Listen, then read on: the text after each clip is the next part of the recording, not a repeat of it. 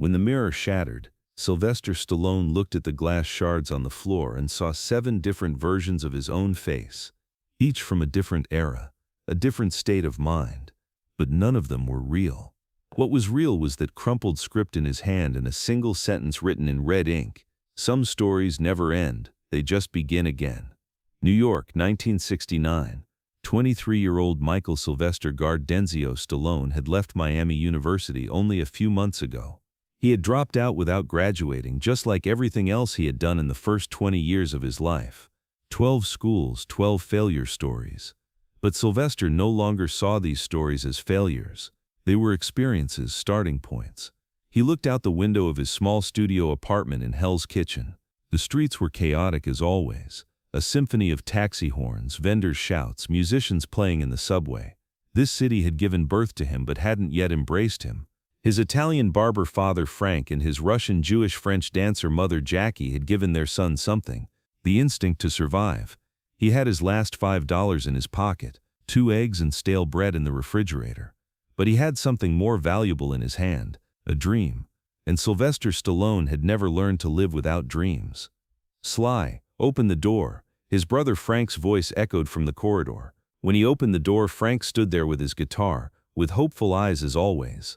"I got an offer," Frank said excitedly. "It's a small bar, but I can play music. Do you want to come?" Sylvester shook his head. "Can't come, Frank. I have a casting today." "How many is this?" "The 20th, 32nd, Sylvester corrected.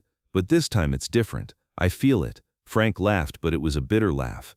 The two brothers understood each other's dreams because they were both doing the same thing. They believed in the impossible. The casting agency was in the heart of Manhattan, but it took Sylvester 2 hours to get there. He could barely afford the subway ticket. There were 30 people in the waiting room, all hungry like him, all desperately looking for a chance like him. Stallone. When he heard his name, his heart began to beat wildly in his chest. When he entered, 3 people sat behind the table: the middle-aged producer, the young director, and the woman who did the script readings. "Speak," the producer said in a cold voice. Sylvester began reading the text he had prepared. But after the 5th sentence, the producer raised his hand. "Your speech is a bit different. It's like one side of your mouth doesn't move." Sylvester stopped. He had heard this comment hundreds of times before. The use of forceps during birth had damaged the nerves on the left side of his face. His lip, jaw, and speech were affected. He was far from the classic handsomeness Hollywood was looking for. "I know," Sylvester said, "but this makes me more real. I can play the man on the street, someone who knows what defeat looks like, because I am that man." Silence. Then the producer nodded. "Thanks, we'll call you." When he went outside, it had started to rain, but Sylvester didn't open an umbrella. He let the rain hit his face because this pain was real, and reality was the only thing he had. The year 1970 was both the darkest and the brightest year for Sylvester. He was 24 years old and needed money so badly that he accepted an unacceptable offer to act in a softcore porn film. The film, called The Party at Kitty and Studs, allowed Sylvester to walk the fine line between shame and pride. He received $200 for this role, $200 and a secret. But when he lay in bed at night looking at the ceiling, he understood something. Shame was temporary, but hunger was permanent, and he was choosing to survive. In 1971, he got a small role in Woody Allen's Bananas. He was just an extra, but for Sylvester, this was like a golden ticket. Now he was a professional actor. He had something he could write on his CV. But the real turning point came on that cold March night in 1970. Muhammad Ali and Chuck Wepner were going to face each other. Sylvester's ticket was in the cheap seats section. He would watch the match from above, but what he saw that night would change his life forever. Chuck Wepner was a boxer no one gave a chance to. He was known by the nickname Bayon Bleeder because he bled but didn't fall.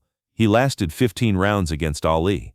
He lost, but watching an ordinary man challenge a legend ignited something inside Sylvester. When he returned to his apartment, as soon as he opened the door, he went straight to the table and started writing. He didn't stop for 3 days. He fed on coffee, cigarettes, and pure willpower. What came out of his hands was not a script, it was a manifesto. The story of Rocky Balboa.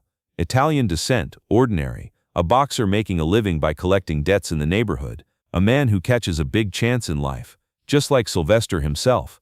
When he finished the script, the sun was rising. The light coming through the window illuminated the pages, and Sylvester knew at that moment, no one could take this script from him. But Hollywood had other plans. When he went to the first producer, the man read the script and his eyes lit up. "Great story. Let's do this with James Caan or Ryan O'Neal. What do you think?"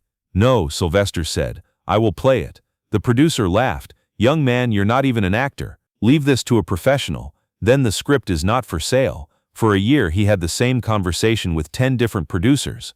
Offers went up. $100,000, $200,000, $330,000. Every time Sylvester gave the same answer, "I will play it." His girlfriend begged him, "Sly, don't miss this. This money will change our lives." "No, Jennifer," Sylvester said. He was still married to his first wife Sasha Chalk at that time. "This is not just about money. This is about whether I am or not. If I don't play Rocky, I have no reason to live." At the beginning of 1976, finally someone said yes. Producers Irwin Winkler and Robert Chardoff made a deal with a small budget of $1 million and Sylvester in the lead role. The shooting would be completed in 28 days. Low budget, unknown actors, the very definition of risk. But for Sylvester, this was everything. During the shooting, he especially remembered the famous staircase scene. While running up the stairs of the Philadelphia Museum of Art, director John Avildsen was shouting behind the camera, "One more time, faster, put your soul into it." Sylvester ran those stairs 8 times. His feet were bloody, his breath was cut off, but he didn't stop, because those stairs were not just Rocky's stairs. They were the stairs of Sylvester's own life. Each step represented a rejection. Each breath represented a hope. The film was released in November 1970. The first weekend box office was far above expectations. In the second week, words began to spread. "You must see this movie." Rocky received 10 Oscar nominations that year and won 3 Oscars, including Best Picture. When Sylvester went on stage that night, holding the golden statuette in his hand, a single memory appeared in his mind, those 7 pieces of the broken mirror. Each piece was a life, a choice, a version, but now they had all come together. In 1982, John Rambo arrived. The film First Blood transformed Sylvester from just an actor into an icon, a Vietnam veteran, traumatized, ostracized by society, but with a fire of justice burning inside him. Rambo was different from Rocky. Rocky was hope, Rambo was anger, and America needed anger at that time. In that famous scene in the film, Rambo fighting in the forest, sweating, with his veiny arms, with the pain he carried from Afghanistan to Vietnam, had conquered the hearts of millions. While Sylvester was playing that character, he was also playing his own pain. The pain of the child expelled from 12 schools, the young man who acted in a porn film, the rejected actor. Years passed. Marriages, divorces, successes, and losses followed each other. His brief marriage to Brigitte Nielsen, the last home he established with Jennifer Flavin, his 3 beautiful daughters. But the greatest pain came in 2012. When his son Sage died at the age of 36, Sylvester could never return to his old self. That day he was sitting in his studio. It was an ordinary July day when the phone rang. But when he hung up the phone, his life was split in 2. Before Sage and after Sage. He couldn't speak at the funeral. He just stood by the coffin and looked at his son. Sage wanted to be an actor too, like his father. But life hadn't given him enough time. When he returned home that evening, he took out his old Rocky scripts. Yellowed pages, coffee stains, eraser marks. These were the first pages he had written on that March night in 1975. And on the last page, he saw that sentence written in red ink again. "Some stories never end, they just begin again." That night, Sylvester started writing a new script. The title was Creed, the story of Rocky mentoring Apollo Creed's son. This time Sylvester was not just an actor, he was both a writer and a producer. And this film would be a hello, not a goodbye for him.